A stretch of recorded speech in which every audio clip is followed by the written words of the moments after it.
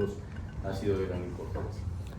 Y recordar, digo, esta diapositiva la conocen todos. En primer lugar, en el lado izquierdo vemos cómo sabemos todos que a mayor grado de hipertensión arterial, mayor posibilidad de muerte prematura y de enfermedad cardiovascular. Y en los diferentes colores de las gráficas estamos viendo diferentes grupos de edades para recalcar básicamente que en todas las edades el mayor incremento de la presión arterial sistólica y diastólica da lugar a mayor cantidad de eventos cardiovasculares. Y de la misma manera, en la derecha de la diapositiva vemos como de manera recíproca el hecho de reducir la presión arterial en 10 milímetros de mercurio, por ejemplo, nos va a disminuir los eventos cardiovasculares, la enfermedad arterial coronaria, el infarto cerebral y desde luego el riesgo de insuficiencia cardíaca en diferentes grados. Entonces realmente entender cómo a mayor hipertensión hay mayor riesgo de eventos cardiovasculares y controlando adecuadamente el problema podemos bajar la incidencia de todos estos. Voy a empezar con un par de perlas de conocimiento, como me gusta a veces llamarle a esto, y esto es más que nada para recordar la fisiopatología de la hipertensión arterial. Esto, desde luego, tiene un componente de factores genéticos, quizás algún poco de herencia entre las personas, pero también tiene factores de comportamiento, si hacen o no ejercicio, si tienen tal o cual ingesta dietética, si son obesos o no, si tienen consumo de oxígeno. De la misma manera participan eventos o algunos factores del medio ambiente, de la misma manera que algunos factores socioeconómicos y psicosociales. Ya después de esto y en medio de esta misma diapositiva se ve la trascendencia que tienen desde luego ya el propio organismo de la persona con enfermedad de origen renal muchas veces, de origen neural, de origen vascular o algunos mecanismos también de tipo hormonal. Entonces realmente la aparición de hipertensión arterial es el resultado de una coexistencia de múltiples factores que es importante que conozcamos en un momento dado y todos ellos van a dar lugar a este desarrollo de la hipertensión arterial. Y de alguna manera recíproca, el hecho de tener hipertensión arterial pues va a afectar en diferentes territorios del organismo. Tenemos, por ejemplo, hay afección en el ojo, sabemos que la retinopatía del hipertenso, también hay afección del sistema nervioso central, micro o macroinfartos, alteraciones demenciales, demencia vascular, EBC isquémico, hemorragia cerebral y así de la misma manera enfermedad cardíaca que es con la que lidiamos todos los días, el riñón, la microcirculación y las arterias de mayor o menor tamaño. Entonces realmente va de fuera hacia adentro la posibilidad de desarrollar hipertensión y de dentro hacia afuera todos los efectos secundarios del hecho de ser hipertenso que afecta, pues ahora sí que para fines prácticos, todos los territorios de nuestro organismo. Me parece que estas dos perlas de conocimiento que fueron publicadas en las guías de manejo el año pasado de la Sociedad Europea de Cardiología nos resumen de una manera muy importante cómo se produce y cómo afecta en reciprocidad. Otra diapositiva tomada de las mismas guías es esta que nos recuerda cómo debemos en la actualidad de tratar al paciente hipertenso. Y sobre todo, quizás lo que me gustaría mucho recalcar es lo que viene a la mera izquierda de la diapositiva, cómo se propone la utilización de una pastilla de una combinación fija para iniciar con dos fármacos, sea en la terapia inicial o inclusive con la triple combinación, podemos todo tener una sola tableta, que eso es parte de, y más adelante les diré cuál es el motivo por el cual se sugiere este abordaje de tratar al paciente con pastillas de combinaciones fijas en pastilla única.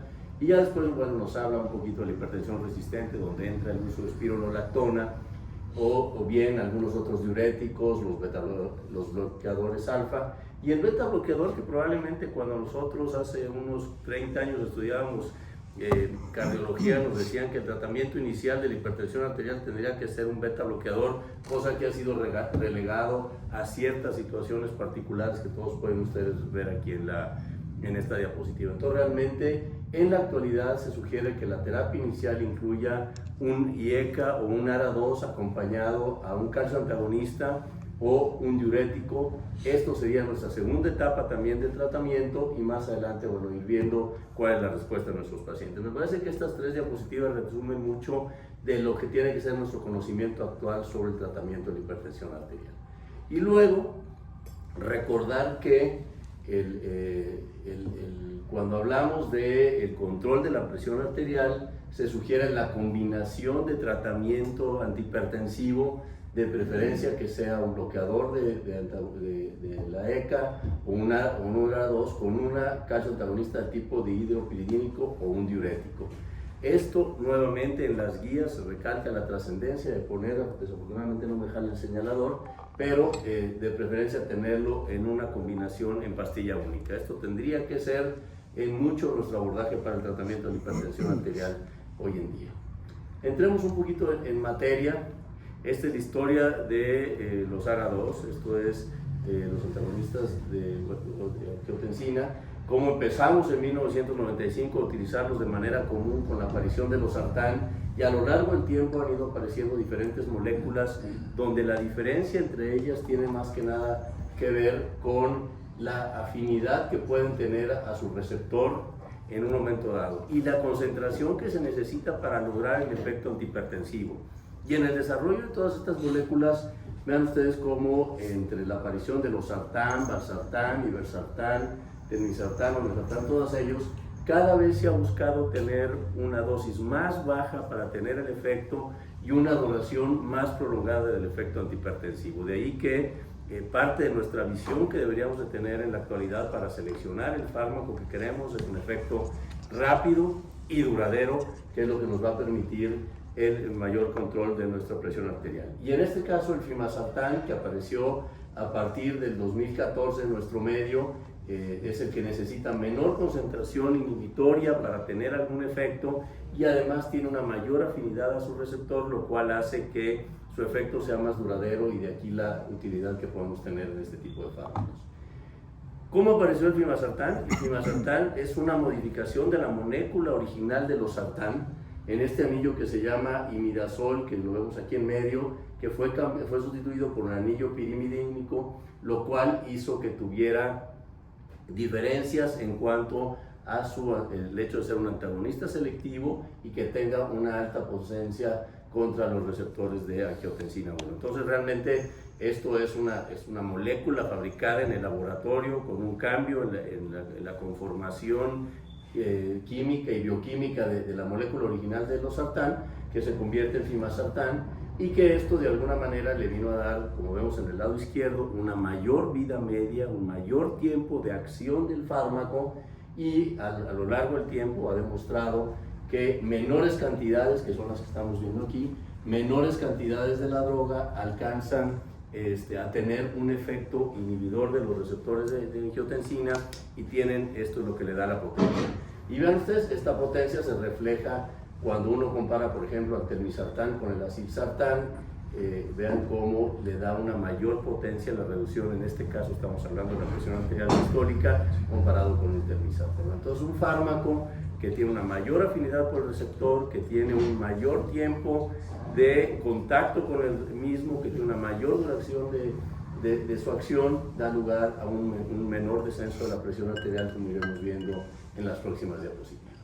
Y aquí lo vemos, cuando comparamos en el lado izquierdo la magnitud del efecto antihipertensivo de los diferentes fármacos, y esta es una diapositiva que a veces nos viene a contestar algunas preguntas que todos tenemos cuando tenemos que seleccionar un fármaco o el otro. ¿Cuál es más potente entre los ARA2?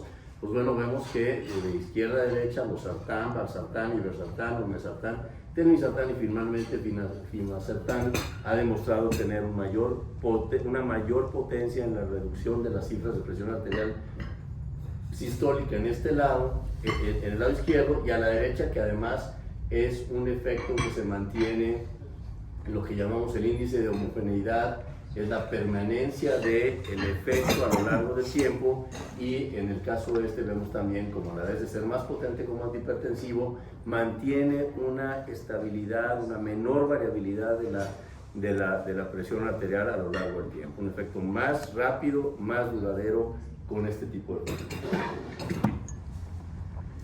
De la misma manera, y digo nuevamente, recalcando, ya vimos esto del fimasartán, no me cambié esto, también tenemos ya alguna evidencia clínica en cuanto a la potencia como fármaco antihipertensivo del fimasartán. Entonces, por ejemplo, cuando evaluamos nosotros a los pacientes en este estudio controlado comparando con fimasartán versus losartán. Vemos a la izquierda como en verde el imasartán es más potente en su efecto reductor tanto de la presión arterial sistólica como la presión arterial diastólica, y lo que vemos a la derecha como vemos la tasa de respuesta al tratamiento, cuál es la permanencia del beneficio, qué tanto se mantiene el efecto del fármaco antihipertensivo a lo largo del tiempo. Y vean ustedes nuevamente cómo con imasartán logramos con mayor frecuencia, en un mayor porcentaje, mantener cifras de presión arterial diastólica bajo 90, o al menos mantener una reducción de la diastólica más de 10 milímetros de mercurio. Entonces, un efecto rápido, que perdura más tiempo y que a la larga nos permite tener un mejor control de la hipertensión arterial en nuestros pacientes. En otro estudio, el estudio FAST, donde también se hizo una comparación en cuanto al efecto antihipertensivo sistólico y diastólico de los fármacos de uso más común, vemos cómo, comparando con las dosis habituales del empleo de olmesartán, con las dosis habituales del valsartán y fimasartán a 60 miligramos al día, logramos una mayor potencia antihipertensiva sistólica y una mayor potencia en la reducción de la presión arterial diastólica. La droga originalmente fue mucho promovida, y ahorita nos fue Starelli para que nos explicara un poquito cómo también es un fármaco que originalmente se produjo en Corea y en Asia, en diferentes lugares, pero que de aquí viene gran parte de la experiencia clínica que se tiene con él.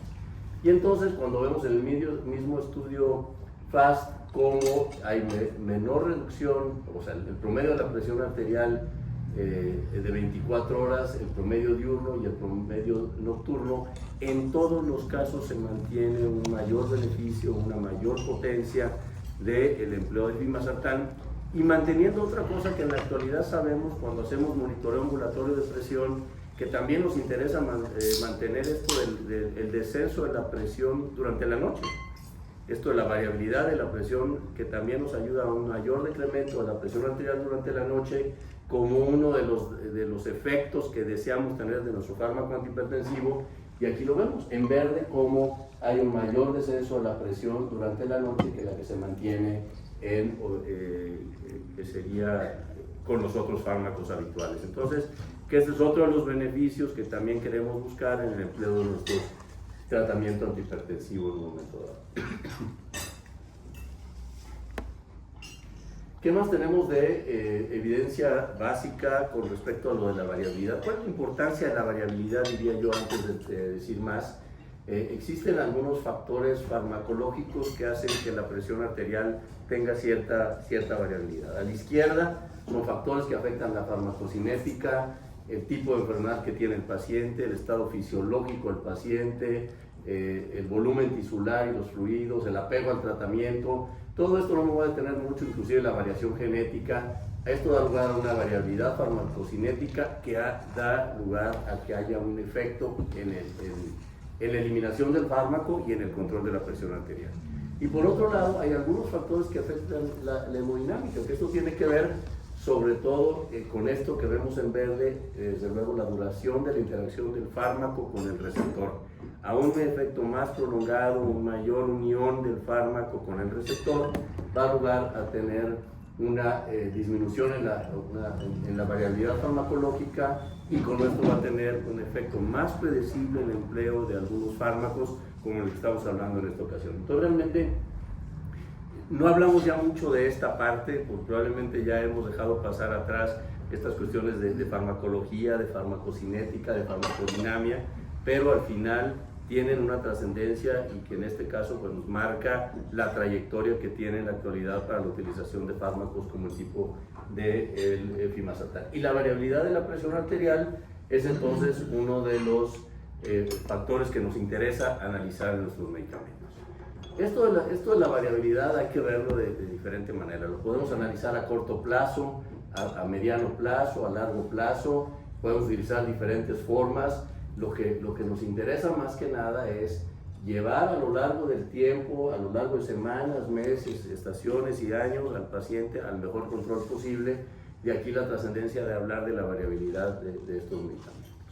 ¿Y cómo analizamos también este tema de la variabilidad? Creo que ya me bloqueé aquí. En primer lugar, Esto tiene que ver con la velocidad de asociación con el receptor. Y el Fimasartán es el que más rápido se une a su receptor. Mayor afinidad, más rápida unión al receptor, más pronto el efecto antihipertensivo, y de la misma manera, esta es la velocidad de asociación y cuánto tiempo se queda el fármaco unido al receptor. Esto es la velocidad de disociación. Esto nos va a hablar de la mayor duración del efecto. En este caso, Fimasartán, comparado con los fármacos antihipertensivos que utilizamos en la vida de todos los días, resultados de estudios clínicos que tienen un buen sustento, demuestra una mayor afinidad al receptor, mayor duración de la unión al receptor, y con esto un mejor efecto a lo largo del tiempo.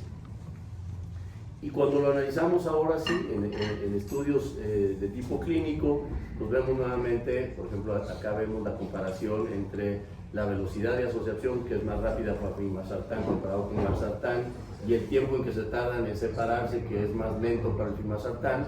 Esto nos da lugar a que podamos observar disminución en la presión arterial sistólica más importante, cambios en el valor basal de la presión sistólica diurna y nocturna. Esta rápida asociación y lenta disociación del fármaco a su receptor tiene un mejor efecto antihipertensivo. Y nuevamente, la variabilidad de la presión como objetivo terapéutico. Y esto en el estudio ASCO de PLA, donde se vino por primera vez de alguna manera a tratar de probar esta hipótesis, demostró que, por ejemplo, la comparación de un régimen antihipertensivo basado en atenolol versus un régimen antihipertensivo basado en amlodipino, pues ambos tienen la capacidad de bajar la presión sistólica y diastólica de una manera muy similar. Y sin embargo, se demostró que a pesar de la presión arterial baja de la misma manera con los dos tipos de fármacos o los dos tipos de combinaciones, en el caso del amlodipino se vio que el amlodipino disminuyó de manera más importante el infarto cerebral, los eventos cardiovasculares, la mortalidad cardiovascular, la mortalidad en general, y entonces salió un poquito la duda de por qué. Si ambos son igualmente potentes como para disminuir la presión arterial sistólica y diastólica, entonces, ¿qué es lo que está pasando? Entonces, igual efecto de reducción de TA, pero menor variabilidad del amlodipino. Es un fármaco que se une al receptor, tiene un efecto rápido, más duradero, un efecto antihipertensivo que se mantiene más a lo largo del tiempo y que entonces impacta en los eventos cardiovasculares, como estamos viendo aquí, y que se analizan de la misma manera en esto, que es el mismo estudio, una tendencia, sobre todo acá abajo, más hacia disminución un poquito de la presión sistólica, pero sobre todo a la reducción de los eventos cardiovasculares en el empleo de fármacos que tienen menor variabilidad de su efecto. Esto, les digo, es amlodipino versus atenolol, pero vendrá al caso por lo que platicaremos más adelante. En el estudio Accomplish fue una cosa muy similar. Aquí se trató de hacer una comparación para ver cuál es la importancia de la variabilidad para el tratamiento de la presión arterial. Y aquí nuevamente en azul tenemos una combinación de un IECA, benacepril con amlodipino, comparado con el mismo benacepril con clorotiazida. Ambas combinaciones terapéuticas son igualmente potentes para reducir la presión arterial sistólica y diastólica. Sin embargo, aquellos donde en este caso nuevamente la combinación con la amlodipina, que tiene una menor variabilidad, da lugar a una mayor reducción en los eventos cardiovasculares y, digamos, entre comillas, algún mejor efecto. Y a lo largo del tiempo, ¿qué pasa?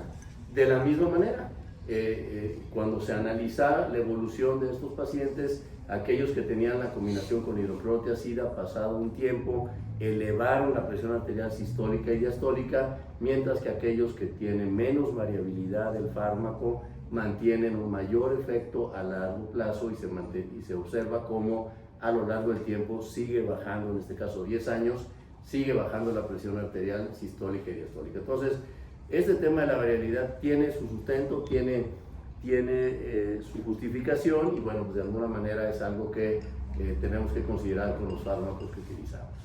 Y entonces tenemos que llegar a alguna conclusión de esta parte parcial o de esta parcialidad de la presentación. Se ha mostrado que tienen que con mayor variabilidad de la presión incrementa el riesgo de pacientes hipertensos. Cuando hay menos variabilidad, hay menos eventos cardiovasculares.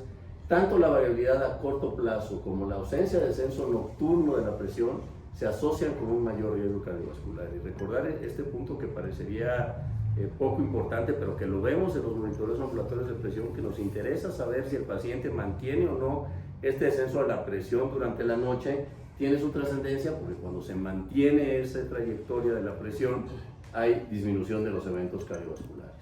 Y por lo mismo se prefiere el uso de medicamentos con larga duración de acción o sus combinaciones para evitar el incremento iatrogénico que puede tener la variabilidad de la presión y promover reducción de la misma. Tratar de usar fármacos con menos variabilidad de su efecto para tratar de lograr el beneficio que esto nos ofrece.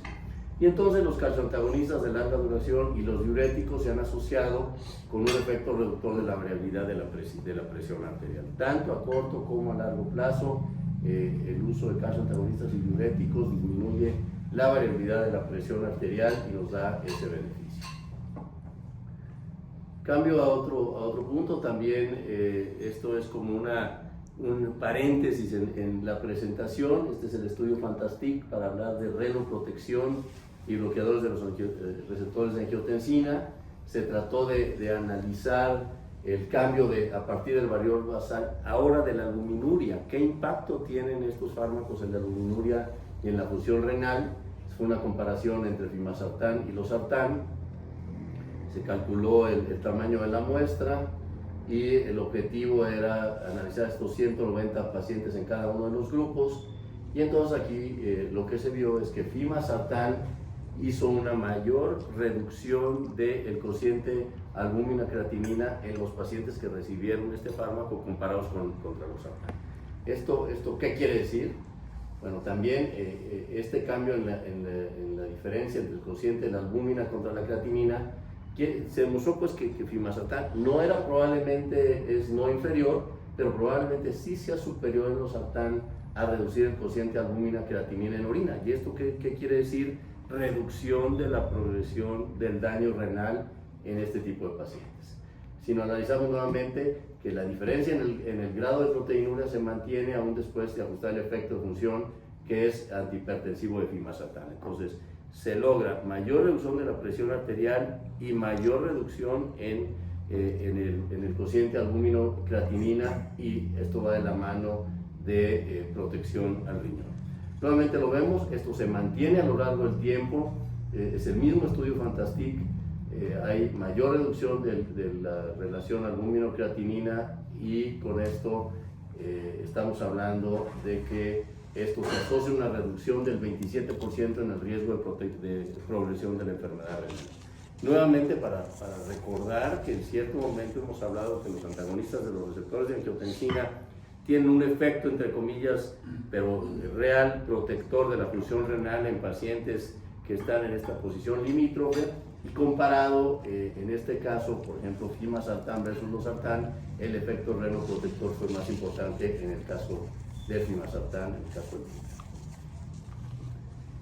Aquí lo vemos de otra manera escrito, nuevamente, cómo hay una mayor reducción del cociente albúmino-creatinina en la orina, y esto tenemos que considerarlo no tanto en interrogación como yo lo puse aquí, más bien hay que considerar que esto ofrece una nefroprotección que va de la mano, sí, de bajar la presión arterial, pero también del impacto directamente en la reducción del cociente albúmino-creatinina de los niños.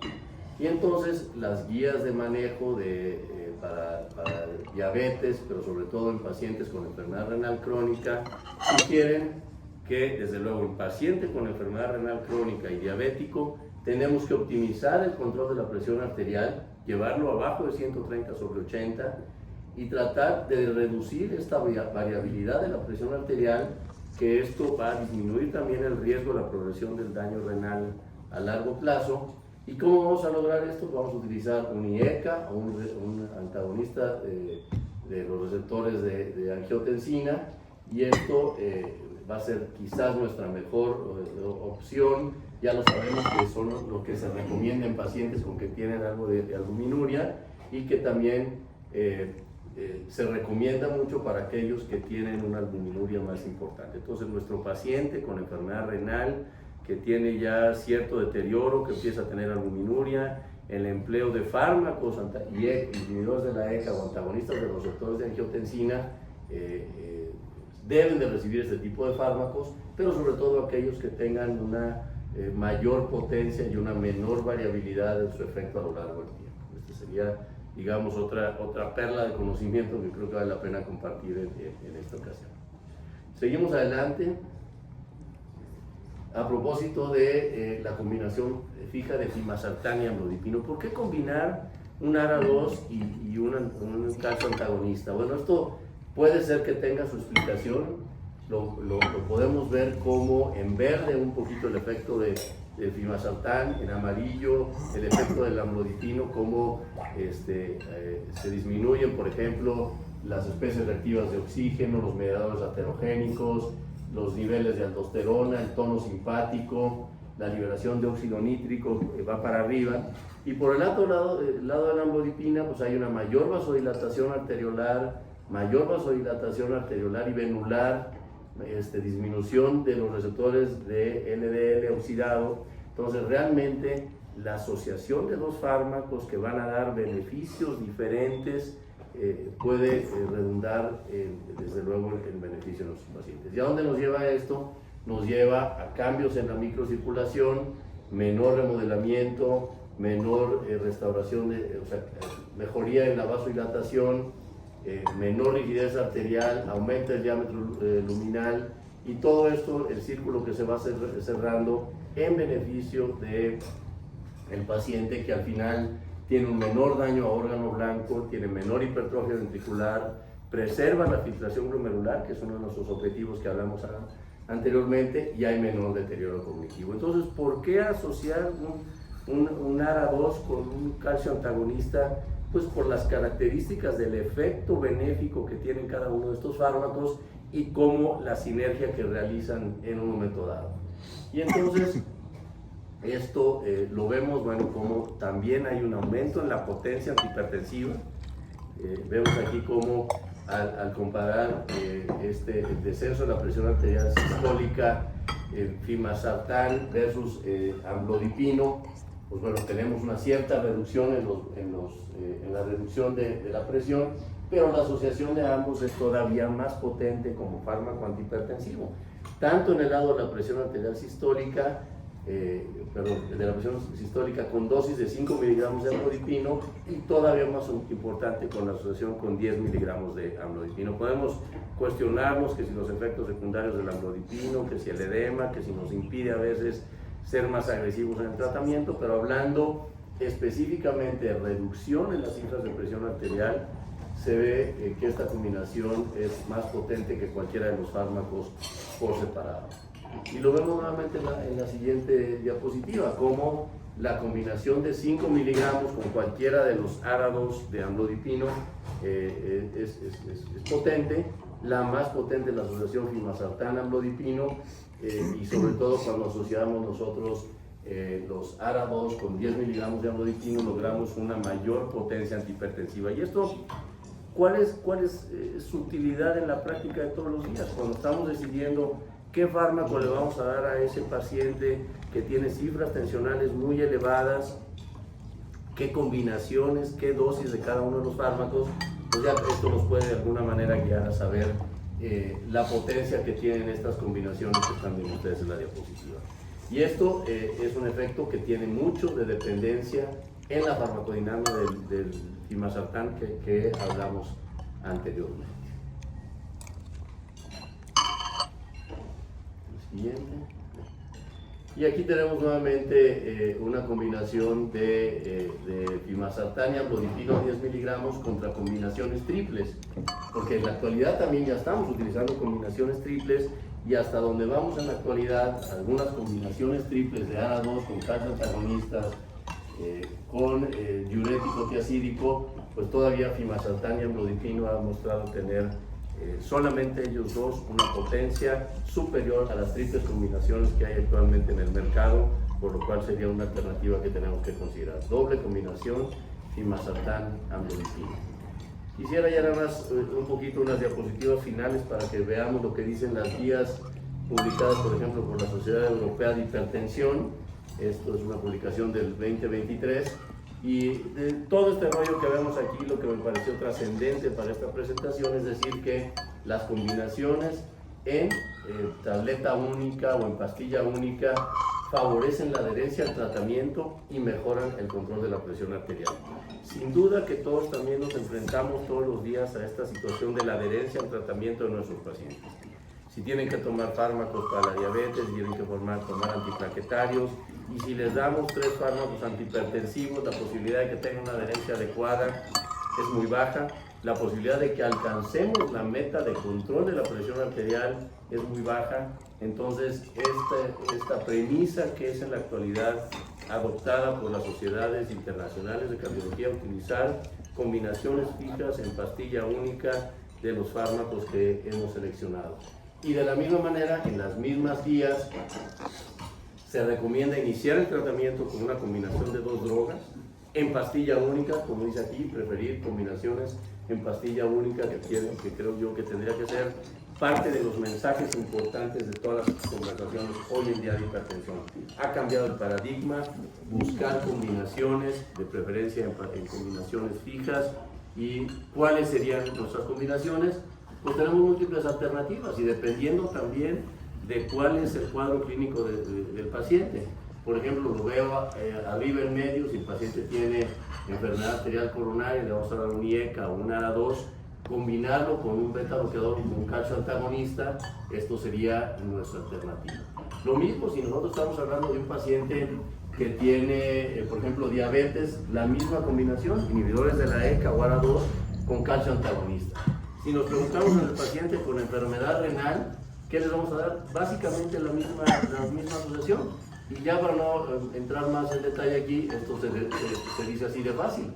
En la mayoría de los escenarios clínicos de las comorbilidades de los pacientes antihipertensivos, la mejor combinación que se sugiere en la actualidad es IECA o ARA2 con un calcio antagonista o un diurético, como lo vemos en todos estos círculos.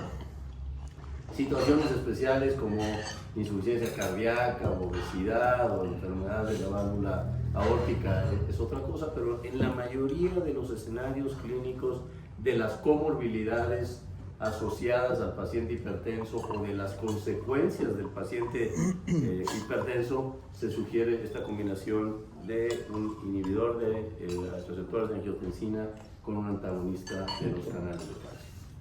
Creo que esta es mi última diapositiva, ya para no alargarlo mucho. Yo también quise ir un poquito rápido con esto y terminar diciendo que, bueno, en primer lugar, la mayor afinidad y persistencia de unión del Fimazepam le confiere un efecto antihipertensivo robusto y efecto reductor de la variabilidad de la presión arterial. La evidencia disponible que hemos visto ahorita hace recomendable integrar el uso de fármacos un efecto definido en cuanto a su variabilidad en el manejo de nuestros pacientes con hipertensión. Los fármacos bloqueadores de canales de calcio del tipo de los dihidropiridínicos, amlodipino en particular, han mostrado consistentemente reducir la variabilidad de la presión arterial y entonces se recomienda como uso estándar la asociación entre antagonistas de los receptores de angiotensina y buscar tener una reducción de la variabilidad, sobre todo en pacientes diabéticos e hipertensos con enfermedad renal crónica. La combinación Fimazepam-amlodipino realmente se apega bien a este escenario que estamos buscando. Y nuevamente, un ARA2 y más amlodipino tiene una eficaz reducción del riesgo cardiovascular y protección del órgano blanco, tiene un potente efecto antihipertensivo y vemos que la magnitud del efecto de la dosis de 60 Fimazepam y 10 de amlodipino es muy favorable en la actualidad, inclusive contra las combinaciones en una sola pastilla de fármaco de triple combinación. Entonces realmente sí entiendo que esto va muy orientado al empleo de un fármaco que tenemos a nuestra disposición, pero he tratado de envolver esta presentación con algunos fundamentos de la práctica de todos los días que espero